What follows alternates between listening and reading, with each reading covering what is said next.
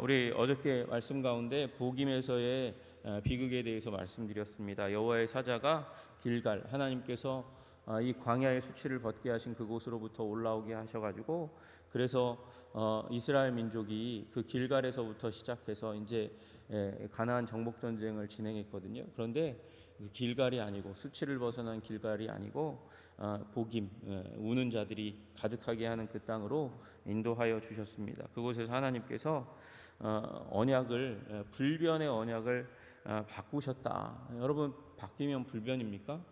불변이 아닙니다. 근데 어떻게 불변하시는 하나님께서 불변하시는 언약을 이스라엘 백성에게 이미 주셨는데, 신명기 7장 2절에서 5절에 주셨는데, 그 왜 불변의 언약을 파기하십니까? 변할 수 없는 언약을 어떻게 파기하실 수 있겠습니까?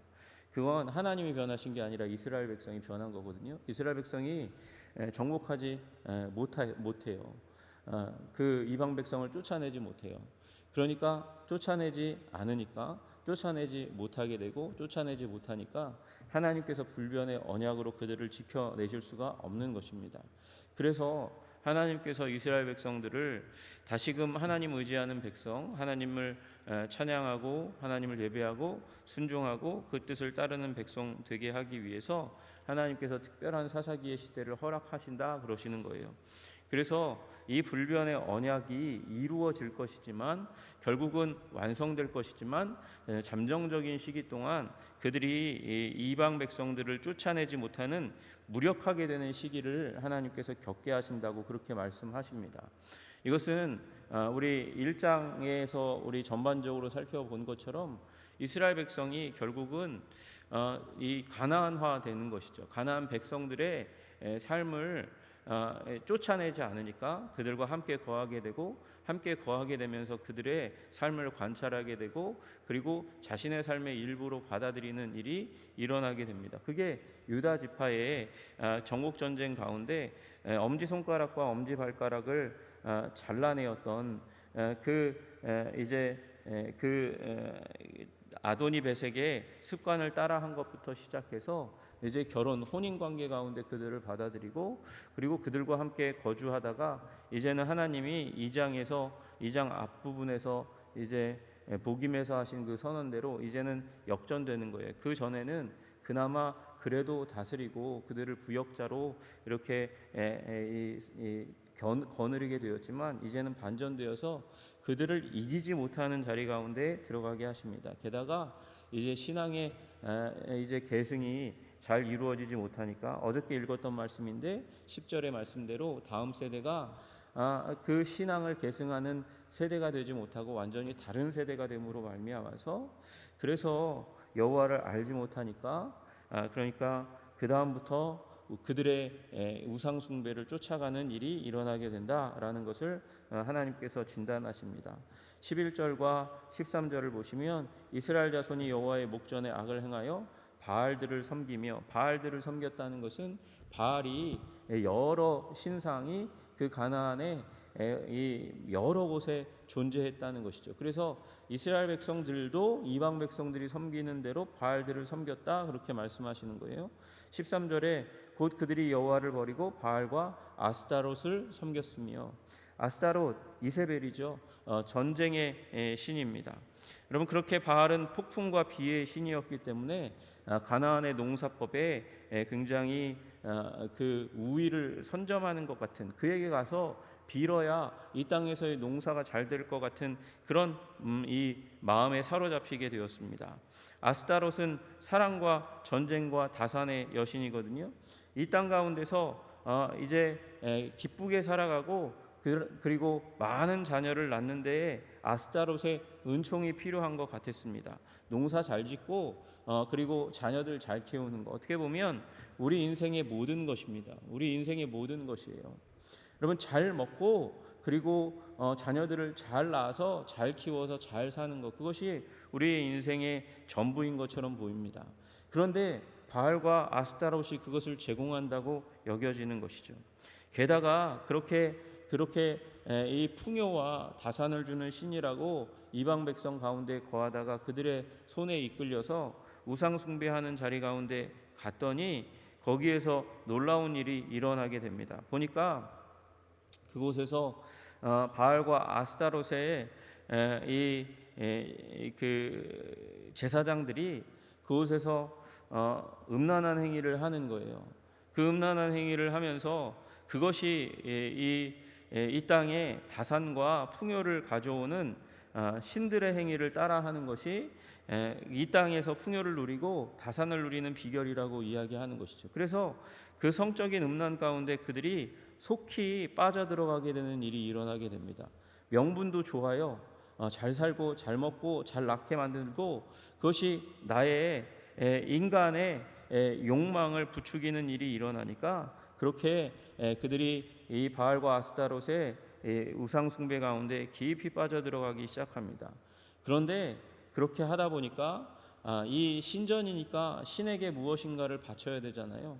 그러니까 더한 것을 바쳐야 더한 풍요와 다산을 얻게 되지 않겠습니까? 그 섬기는 것의 경쟁들 가운데 그들도 이스라엘 백성들도 함께 참여하는 일이 일어나게 됩니다. 무엇을 드리나 보았더니 짐승들을 드립니다. 근데 짐승들을 드리는 것에서 멈추지 않는 사람들의 모습, 가나안의 그 풍습을 보게 됩니다. 결국은 어린아이까지 제물로 바치는 유아 희생의 제사를 드리는 모습까지 보게 되면서 이스라엘 백성들도 그 가운데 들어가게 되는 것이에요. 여러분, 왜 이런 일이 일어났습니까? 가나안화 되니까 한 걸음 한 걸음 가나안의 올무 가운데 들어가게 되니까 빠져나오지 못합니다. 부모의 신앙을 버렸기 때문에 빠져나오지 못합니다. 그리고 이제 그 쾌락을 맛보았으니까, 즐거움을 맛보았으니까 빠져나오지 못합니다. 여러분, 그래서 이들은 급속하게 이 바알과 아스타롯 예배에 온전히 관심이 빼앗겨서 여호와를 예배하는 그 예배 가운데 들어가지 못하는 일들이 일어나게 되는 것입니다. 이웃신들을 숭배하는 것이 너무도 즐겁고 기쁘고 행복하니까 이스라엘의 하나님 여호와 그들을 애굽에서 구원하시고 거기까지 인도하신 그 하나님을 예배하지 못하는 일들이 일어나는 것이죠. 여러분, 그래서 12절에 나온 대로 애굽 땅에서 그들을 인도하여 내신 그들의 조상들의 하나님 여호와를 버리고 다른 신들 곧 그들의 주위에 있는 백성들의 신들을 따라 그들에게 절하여 그 결과 무슨 일이 일어납니까? 여호와를 진노하시게 하였으되 여호와 하나님께서 진노하는 일이 일어났다, 그렇게 말씀하십니다. 여러분, 진노는 그냥 하나님의 사실은 감정이죠. 분노하시는 감정입니다. 그 진노가 하나님으로부터 우리 인간들에게 임한다고 말씀하시는 거예요. 여러분, 그런데 여러분 이건 하나님의 메커니즘에는 어떻게 보면 어쩔 수 없는 일입니다. 여러분 아시잖아요. 우리 이 창세기 3장에 이스라엘 백성들의 온 인류의 조상인 아담과 하와가 하나님 앞에 선택의 권한을 받았던 그 일에 대해서 불순종하는 일이 일어납니다. 생명나무의 열매 그리고 그 외에 모든 열매를 먹을 수 있는 하나님의 풍요한 선택의 권한을 아담과 하와에게 주셨습니다. 그런데 아담과 하와는 꼭 하나 하나님께서 먹지 말라고 말씀하신 선악을 알게 하는 나무의 열매를 먹었습니다. 선악과, 우리 소위 얘기하는 선악과라는 단어가 성경에는 없지만 선악과를 먹고 말게 되었어요. 하나님께서 그렇게 말씀하실 때는 경고를 덧붙여 주셨습니다. 선악을 알게 하는 나무의 열매를 먹으면 정령 죽으리라. 그러니까 이것만은 먹지 말아라. 이것 하나만 먹지 않는 것을 통해서 너는 나에게 순종하는 것을 보여주는 거야. 네가 나를 사랑하고 네가 나를 순종하는 것을 보여주는 거야. 여러분, 그러니까 에덴 동산에 수많은 이 과일 나무의 열매가 있는데 꼭 하나 선악을 알게 하는 나무의 열매를 금하셨어요. 근데 그걸 먹고 말았습니다. 다른 이유가 아니에요. 이 옛뱀 곧 마귀가 와가지고 스며들어서 딱 한마디를 던졌어요. 진짜 먹으면 죽는다 그러시더냐? 그렇게 말하고는 그 다음에 네가 먹으면 네가 하나님같이 될 거야. 하나님같이 될 거야 라는 말에 확 사로잡혀가지고 확 사로잡혀가지고 그래서 그것을 먹지 않으면 안 되는 심리 상태 가운데 들어가 그것을 먹고 말게 되었습니다. 수많은 과일들을 선택할 수 있는 권세와 은혜가 있었는데 꼭 하나 먹지 말라는 하나님의 순종 명령을 어김으로 말미암아 아담과 하와는 범죄하였고 그리고 에덴에서 쫓겨나는 일이 일어나게 된 것이죠. 여러분, 그런데 하나님께서 이들에게 이 땅 가운데서 사실은 금하신 것은 이들을 닮지 말라는 것이거든요. 이 이방 백성들의 신들을 예배하는 것을 닮지 말고, 그리고 그들의 생활에, 그리고 그 우상 숭배가 스며 있는 그들의 생활 습관을 닮지 말라는 거예요. 그 우상과 우상의 백성들 가까이 가지 말라는 것이죠. 그리고 사실은 그것을 하나님께서 완전히 배제하기 위해서 가나안 백성들을 진멸하라고 말씀하신 것이죠. 그런데 그것에 실패하자 가나안화 되었고, 가나안화 되자 그들을 가까이 가게 되자 그들의 생각과 말을 듣게 되자 우상 숭배 가운데 빠지게 되었습니다. 그 우상 숭배에 빠지게 된 일이 여호와의 진노를 불러오게 되었고, 그래서 불변의 언약을 이룰 수 없는 불능의 상태 가운데 들어가게 되는 것이에요. 여러분, 세속화는 우상 숭배는 우리를 하나님의 백성을, 심지어 하나님의 백성을 하나님의 백성답지 않게 살아가게 만듭니다. 불능의 존재로 만드는 거예요. 그래서 결국 하나님께서 이제 그들이 다시금 신랍과 같은 능력을 회복할 수 있도록 하나님께서 그들을 돌이켜 하나님께 돌아와야 그 능력이 회복되니까 돌아오도록 하기 위해서 이제 긴급 조치를 시행하시는 것이에요. 그것이 바로 14절과 15절의 내용입니다. 여호와께서 이렇게 하시고 싶지 않으셨지만 우리에게 노략당하게 하시고 재앙을 당하게 하시는 일들을 통해서 하나님께 돌아오게 하는 것이죠. 14절에 노략이라는 단어, 15절에 재앙이라는 단어가 하나님의 진노의 감정으로 말미암은 하나님이 우리에게 받게 하시는 이방 백성들의 행동이 되는 것이죠. 여러분, 노략당하고 재앙당하게 하십니다. 그 일이 우리 가운데 일어나게 됩니다. 노략당하니까 무슨 일이 일어납니까? 대적의 손에 팔아 넘기심에 다시는 대적을 당하지 못하였으며, 대적의 손, 주위에는 모든 대적의 손을 들자마자 이스라엘 백성들이 이기지 못하는 거예요. 당하지 못하는 거예요. 지는 거예요. 패배하는 거예요. 그들의 손 가운데 결국 당하는, 여러분, 그 이전에 이 복임의 선언이 일어나기 전까지는 이스라엘 백성이 정복하지 않았어요. 그래서 정복하지 못하였어요.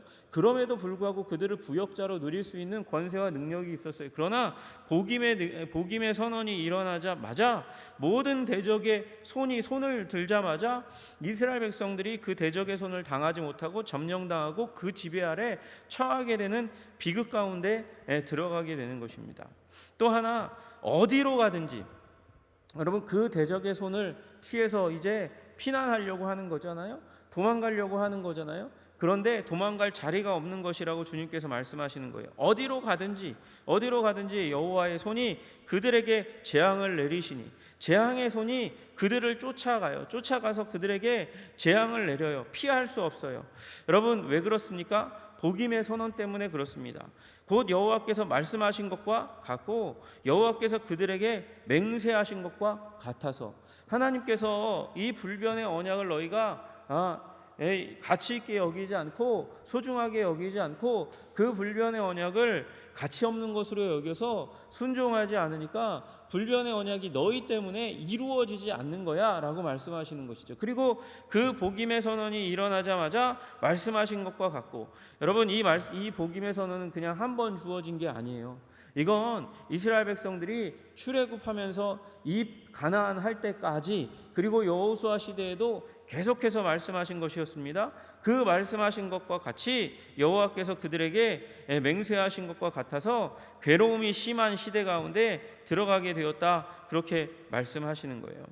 여러분, 이 일이 무슨 일 때문에 일어났다고요? 가나안화와 그리고 우상숭배. 가나안화의 중심에 우상숭배가 있는 거고요. 결국은 가나안화입니다.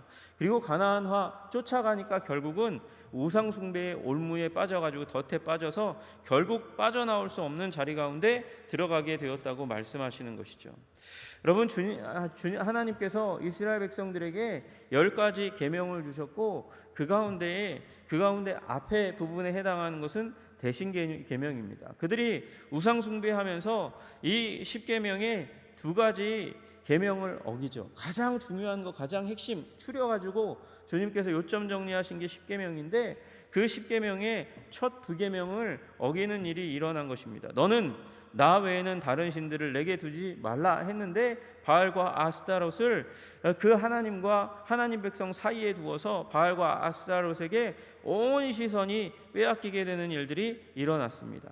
또 너를 위하여 새긴 우상을 만들지 말고 또 위로 하늘에 있는 것이나 아래로 땅에 있는 것이나 땅 아래 물속에 있는 것에 어떤 형상도 만들지 말며 그들에게 절하지 말며 그것들을 섬기지 말라 그렇게 말씀하셨음에도 불구하고 그들은 이방 백성들의 이 신상에게 절하고 섬기는 일들이 일어나고 나중에는 이 우상을 만드는 일까지 나타나게 되는 것이죠. 그런데 하나님은 그때에 이 첫 2계명을 말씀하실 때 말씀하셨어요. 내 하나님 여호와는 질투하시는 하나님인즉 나를 미워하는 자의 죄를 갚되 아버지로부터 아들에게로 3, 4대까지 이르게 하거니와 그러나 반대로 나를 사랑하고 내 계명을 지키는 자 그들에게는 1000대까지 은혜를 베푸느니라 그렇게 말씀하셨어요. 여러분, 우리는 가끔 생각합니다. 하나님이 너무 심하게 말씀하시는 거 아닌가? 그리고 너무 심하게 징계하는 것 아닌가? 여러분, 알면 위험 가운데에 죽음 가운데 기어 들어가는 사람들의 생태와 삶의 그 처절한 결과를 알면 막아야죠. 하나님은 다 아시니까 미리 말씀하시는 거예요. 그것의 처절함과 악함과 비참함을 미리 계속해서 얘기하시는 하나님이세요. 여러분, 만약에 아이가 그 위험성을 잘 알지 못하고 자기의 손에 쥐어진다고 칼날이 삐져나와 있는 카타카를 든다고 하면 여러분 그냥 허허 웃으면서 미소 짓고 그 아이가 무슨 짓을 하나 그냥 쳐다볼 어른이 어디 있습니까? 깜짝 놀라서 달려가서 그 손에서 큰일이 일어나기 전에 그 칼을 빼앗는 게 부모의 마음이고 행동입니다. 하나님이 그러셨어요. 우상 숭배 가운데 들어가면 큰일 날지를 아는 거예요. 여러분, 왜 그렇습니까? 여러분, 우상 숭배와 하나님 신앙은 함께 할 수 없는 것이에요. 우상에게 절하면서 유일하신 참 하나님을 예배하며 섬기며 살아갈 수는 없는 것입니다. 우상 숭배자는 어떤 존재입니까? 우상 숭배자는 자기 손으로 우상을 만들고 우상에게 자기의 소원을 비는 자예요. 그런데 자기 손으로 우상을 만든 자가 어떻게 하나님이 창조자라는 사실을 병립해서 함께 믿을 수 있겠습니까? 게다가 바알과 아스타롯의 신앙은 굉장히 감각적이고 육체적이고 부도덕합니다. 여러분, 음란한 것으로 시작해서 자녀를 제물로 바치는 것까지 가장 사랑하는 하나님께서 주신 태의 열매를 신에게 그 우상에게 바치는 일까지 서슴지 않고 하는 거예요. 왜? 쾌락을 위해서, 부를 위해서. 여러분, 그러나 하나님을 예배하는 자들에게 영적이고 도덕적인 것을 원하십니다. 왜 그렇습니까? 하나님이 영이시고 하나님께서 진리이시고 바른 것을 원하시기 때문에 그렇습니다. 그리고 하나님을 예배하면서 하나님은 우리에게 우리 인간 본성의 악함을 극복하며 자기의 이기심을 거부하며 살아갈 것을 우리에게 요구하세요. 그런데 어떻게 육체적이고 부도덕하고 감각적인 것을 부추기는 우상 숭배자와 그리고 하나님을 예배하는 예배자가 한 존재 안에 거할 수 있겠습니까? 우상 숭배는 악하고 하나님 숭배가 결코 용납할 수 없습니다. 여러분, 그래서 하나님은 우상 숭배를 처음부터 싫어하시고 미워하시고 결코 용납할 수 없는 것이라고 말씀하시는 거예요. 여러분, 우리 우상 숭배하면서 나는 우상 숭배하지 않습니다. 당신의 신앙과 우리의 신앙이 뭐가 다릅니까? 그렇게 얘기하는 사람들이 있습니다. 그러나 여러분, 우상 숭배와 하나님 여호와 신앙을 구분하는 구분점은 그래서 나의 뜻과 나의 욕망이에요. 나의 뜻과 나의 욕망을 고집하면서 나는 우상 숭배하지 않는다. 여러분, 그건 우상 숭배자입니다. 변명에 불과합니다. 착각에 불과합니다. 여러분, 우리는 우상 숭배자와 달리 그래서 나의 생각과 나의 욕망을 쫓아 살아서는 안 되는 거예요. 여러분, 우리 하나님 우상 숭배자들도 있다는 사실을 기억하셔야 돼요. 여호와 하나님을 믿는다, 신앙한다, 예배한다 그렇게 얘기하면서 악한 본성, 악한 욕망을 부추기고 그것을 계속해서 버리지 않고 쫓아가는 것, 그것은 하나님을 빙자해서 우상 숭배하는 것과 다른 것이 아닙니다. 여호와 신앙을 우상 숭배로 전락시키는 삶인 거예요. 여러분, 그래서 우리는 구별해야 됩니다. 나의 신앙이 나의 욕망과 나의 뜻과 나의 소원을 계속해서 부추기는 우상 숭배자로 내가 이 예배당에 있으면서도 살아가는 것은 아닌가, 그렇게 우리 자신을 살펴봐야 돼요. 그게 이 땅의 우상 숭배자들이 기독교인들을 향해서 손가락질하는 것이죠. 니네가 우리와 도대체 뭐가 다른데? 라고 이야기하는 것이에요. 여러분, 우상 숭배자와 달리 우리는 하나님을 예배하고 우리의 욕망과 우리의 쾌락과 이기심을 내어놓도록 그렇게 요청하십니다. 그리고 그 길이 바로 선악을 알게 하는 나무의 열매를 먹지 않는 길입니다. 하나님이 우리에게 요구하시는 사랑과 순종의 삶을 살아갈 수 있는 길이고 우리의 뜻과 우리의 욕망을 버릴 수 있는 길입니다. 그때야 우리는 비로소 하나님의 진노와 재앙을 벗어나는 삶, 하나님의 진노를 벗어나는 삶을 살아가게 되는 것입니다. 주님, 그러니 우리를 붙들어 주셔서 하나님, 우리가 정말 하나님의 사랑과 은혜 가운데 살아가는 하나님만 예배하는 백성이 되게 하여 주시옵소서. 그것이 우리의 기도 제목이 되어야 하고 그것이 사사기의 이유이니 사사기를 통해서 하나님만 예배하는 삶을 회복하시는 우리 한성의 모든 백성, 가정, 우리 한 사람 한 사람 믿는 자, 제자들 되시기를 주님의 이름으로 축복합니다. 기도하겠습니다. 하나님 아버지, 우리 하나님께서 우리에게 알려주시는 바대로 하나님 우상 숭배의 삶을 버리는 자들이 되게 하여 주시옵소서. 가나안화되고 우상 숭배하게 되니까 하나님 불변의 언약의 은총 가운데 들어갈 수 없는 일이 일어나게 됩니다. 하나님, 그래서 하나님께서 복임의 선언과 사사기의 시대를 여셨습니다. 그래서 하나님만 예배하는 백성이 되기를 간절히 원하셨습니다. 주님, 우리가 그 레슨을 하나님 우리의 삶을 통해서 너무 오랜 세월 동안 재앙과 진노 가운데 노출되다가 하나님 배우는 자들이 되지 않도록 하나님 금세 흡수해서 여호와 신앙만을 선택하는 아버지 하나님의 백성이 될 수 있도록 주님 도와주시옵소서. 하나님, 아담과 하와처럼 정령 죽으리라 말씀하시는데 선악을 알게 하는 나무의 열매를 먹은 것처럼 그렇게 우상 숭배를 취하는 자들이 되지 않도록 우리를 붙들어 주시고 인도하여 주시옵소서. 그래서 하나님의 은총과 하나님의 사랑과 하나님이 주시는 권능을 받아 누리는 삶 살아갈 수 있도록 도와주시옵소서. 예수님 이름 받들어 기도드리옵나이다. 아멘.